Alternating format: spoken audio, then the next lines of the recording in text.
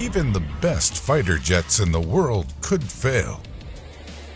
Pilots might not be able to save their aircraft, but they could safely exit a fighter jet and avoid certain death with the help of ejection seats.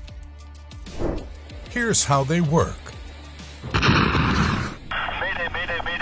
Pilots call Mayday and are lifted straight out of the crashing aircraft. Once the coast is clear, ejection seats then automatically deploy a parachute, allowing pilots to descend safely. The entire process takes seconds. The main components of an ejection seat, the catapult, rocket, restraints, and parachute, all have to trigger in a certain sequence and near instantly. If even one step goes awry, a fleeing pilot could find themselves in a whole lot of trouble. Once a crew member triggers the ejection process using a mechanism such as a handle, they'll be out of the plane in less than a second. Pulling on the ejection handle sends an electrical pulse that signals thrusters to blow the canopy or unlock the hatch, then either rotate it up and out into the airstream or blow it out of the plane. At almost the same time, an explosive cartridge is set off in the seat's catapult gun, launching it into the air with the help of an underseat rocket motor. A leg restraint system is engaged to protect their legs from debris.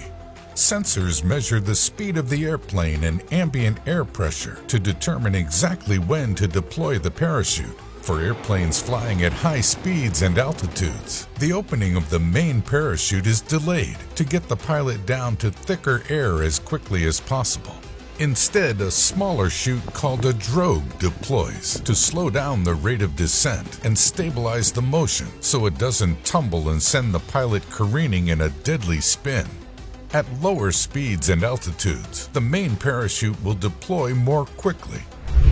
After the parachute is deployed, a seat separator motor fires, and the seat falls away to its doom while the pilot is hoisted safely in a normal parachute landing.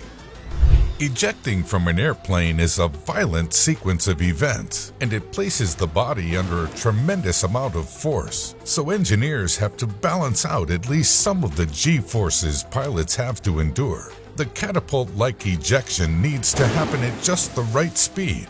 If it happens too quickly, pilots are at risk of experiencing severe spinal damage. Every time a pilot pulls the eject lever, there's a 1 in 3 chance of them breaking their spine.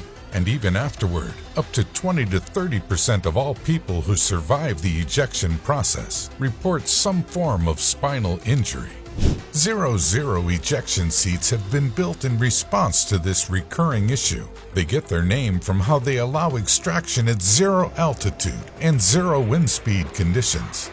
Earlier designs for ejection seats could only function reliably above a minimum altitude and airspeed threshold. New ejection seat designs allow extraction to occur at lower altitudes and speeds, reducing the risk of spinal injury during ejection.